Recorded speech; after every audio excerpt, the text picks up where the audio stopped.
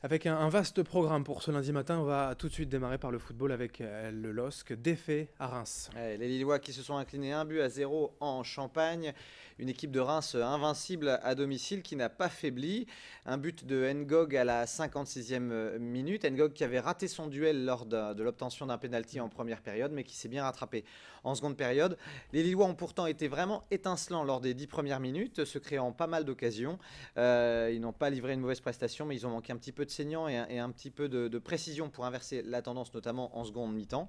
Une belle prestation néanmoins de Maignan dans la cage nordiste, hein. C'est vraiment un très bon suppléant Oui. pour Enyama, ce gardien. Néanmoins, cette défaite met fin à une série de 5 rencontres sans défaite et place Lille en 15e position. Alors, il n'y a pas encore le feu à la maison lilloise, hein, mais Hervé Renard est déjà presque obligé de décrocher les 3 points. Et Oui. une belle victoire demain soir, ce sera à domicile face à Nantes, où le LOSC va avoir le plaisir de retrouver enfin son stade Pierre-Mauroy. On espère que ça va bien se passer pour les Dogs. À l'inverse, en Ligue 2, le RC Lens, c'est la bonne nouvelle, confirme. Ouais, le RC Lens qui a confirmé après leur victoire dans le derby à Valenciennes. Les Lensois ont donc confirmé face à Sochaux 1 but à 0. Ouverture du score par Nani Zayamo, forcément célébré par les supporters lensois. Et du coup, hein, sur une tribune latérale, la tribune a légèrement cédé. Il y a eu quelques légers blessés, mais rien de grave.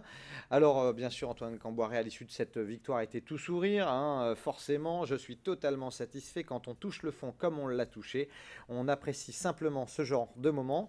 Il est heureux de voir que Lens a été capable d'enchaîner et surtout de gagner devant un public merveilleux. Voilà, tout allait pour le mieux dans le meilleur des mondes pour les Lensois.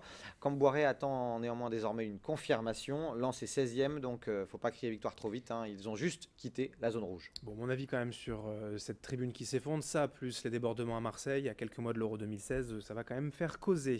On passe à Valenciennes, qui là, en revanche, marque le pas. Ouais, Valenciennes qui marque le pas, c'est un petit peu inquiétant. À peine plus de 6500 spectateurs au stade du Hainaut pour assister à un match assez terne dans lequel il y a pas eu le moindre but, hein. Valenciennes Tours 0-0, des Valenciennois pas très inspirés, souvent dominés au milieu de terrain. Un seul point pris sur 6 possibles, Adrien, Ouais. dans la même semaine, donc c'est un tout petit peu inquiétant. Et si Valenciennes voyage pas mal cette saison, toujours aucune victoire à domicile, donc va falloir rectifier ça. Allez, du football, on passe à un autre événement avec l'athlétisme et les foulées Lambert-Sartoise dimanche. Une pluie de records pour cette 30e édition.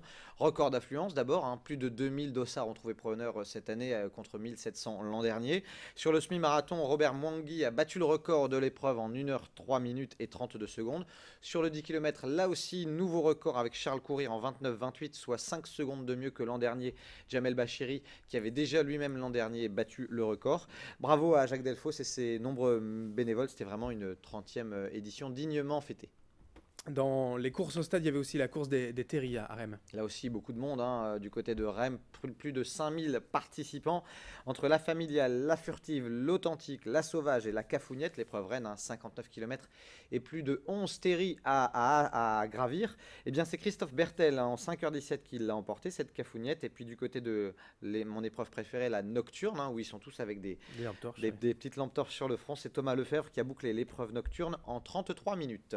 On va évoquer le rugby car ces joueurs du LMR, après un été cauchemardesque, ne finissent plus de nous surprendre. Ouais, superbe victoire pour les Lillois à Tulle, 36 pardon, à 23, avant une trêve de 4 semaines. Ça fait du bien, les Lillois ont confirmé leur place de leader de la poule.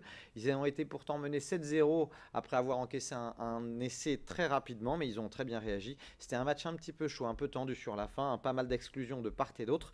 Les esprits se sont un peu échauffés, mais en tout cas, l'essentiel est acquis, une belle victoire, une place de leader confirmée, et le prochain match, ce sera donc à domicile au Stadium Lille Métropole le 31 octobre. Voilà, vous l'avez dit, une petite pause de quasiment un mois pour les rugbymen lillois. Et puis quelques infos en bref aussi pour terminer. Ouais, alors d'abord vous dire que le BCM Gravelines, hein, ça c'est du basket, a remporté la DLC Cup face à Mons en finale 86-67. Donc ils ont bien terminé leur préparation du championnat de Pro A.